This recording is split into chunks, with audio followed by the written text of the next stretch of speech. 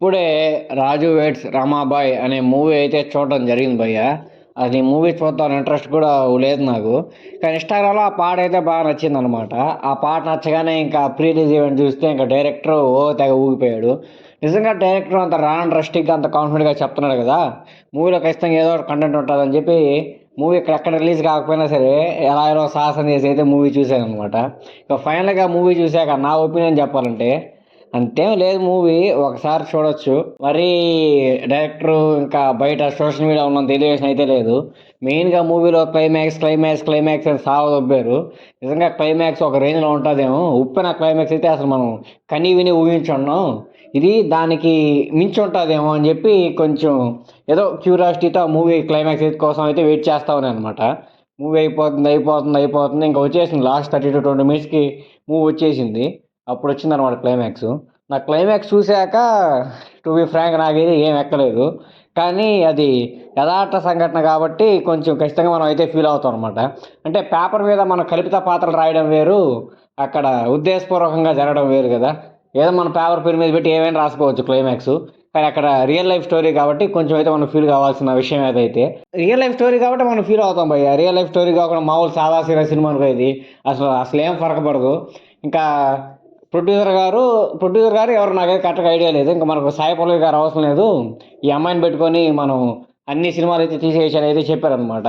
నాకు అంత గొప్పగా అయితే ఏమనిపియలేదు. అంటే ఈమెకిచ్చిన రోలు చాలా షార్ట్ అండ్ స్వీట్ అనమాట. ఆమెకిచ్చిన రోల్ అయితే ఆమె అయితే పర్ఫెక్ట్‌గా చేశారు.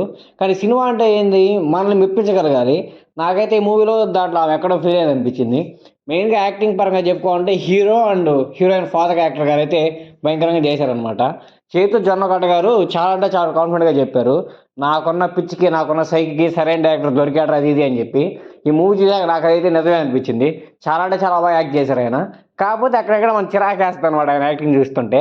ఆయన యాక్టింగ్ చూసి మనకు చిరాకేసిందంటే మెయిన్‌గా అదే యాక్టింగేమో. కాకపోతే ఆయన స్క్రీన్ టైమ్ చాలా అంటే చాలా తక్కువనమాట. నేను ట్రైలర్ అయన్నీ చూసాక ఒరేయ్! ఫుల్లు రాండరస్టిక్‌గా తోపుంటదిరా బాబు! ఫస్ట్ నుంచి లాస్ట్ దాకా అల్లాడిస్తాడేమో అనుకోని చాలా ఈగర్‌గా అయితే వెయిట్ చేస్తా ఉన్నాను. సినిమా స్టార్ట్ అయ్యి చాలా సేపు అయింది గానీ, ఆయన ఎంట్రీ అయితే ఇంకా రాలేదనమాట. ఇంకా ఆయన ఎంట్రీ వచ్చినప్పటి నుంచి మూవీ అలా పోతా ఉందనమాట. ఎంట్రీ వచ్చాక కూడా అక్కడక్కడ ఆయన కనపడతాడు గానీ, నీకు త్రూ ఔట్ ద మూవీ అయితే ఏం కనపడ్డు. సో, నేనైతే చాలా డిసప్పాయింట్ అయ్యాను. మంగపతి గారు చేశారా? దీంట్లో వెంకన్న చేశాడా? అంటే అబ్సల్యూట్‌లీ మంగపతి అనే చెప్తాను. ఎందుకంటే మీరు మూవీ చూస్తే మీకే అర్థమవుతదనమాట. యాక్టింగ్ చేయడం వేరు, యాక్టింగ్ చూస్తే మనం మండడం వేరు. ఈడేందిరా ఇలా చేస్తుండని చెప్పి. సో, రెండిటికి చాలా తేడా ఉందనమాట. మొత్తానికి ఈ మూవీ ఏదో సోషల్ మీడియా లేపినట్టు హైప్డ్ మూవీ, తొక్క తోల ఏం గాదు. Average movie, one time watchable movie. ఏదో సోషల్ మీడియాలో లేపుతున్నారు కదా అనే హైప్‌తో పోయి గాని మీరు గాని మూవీ చూసారంటే మీకు నచ్చుద్దేమో. ఎందుకంటే మీరు ఆ మోటివేషన్‌తోనే పోతున్నారు. మూవీ బాగుంటదని మైండ్ అనుకోని పోతున్నారు కాబట్టి, మూవీ ఎలా ఉన్నా మీకు అవసరం లేదు. ఆటోమేటిక్‌గా మీకు నచ్చేస్తది. కాబట్టి ఆ హైప్ తీసేసి కొంచెం రియాలిటీలోకొచ్చి మూవీ అంటే ఏందో మీ కళ్ళతో చూడండి.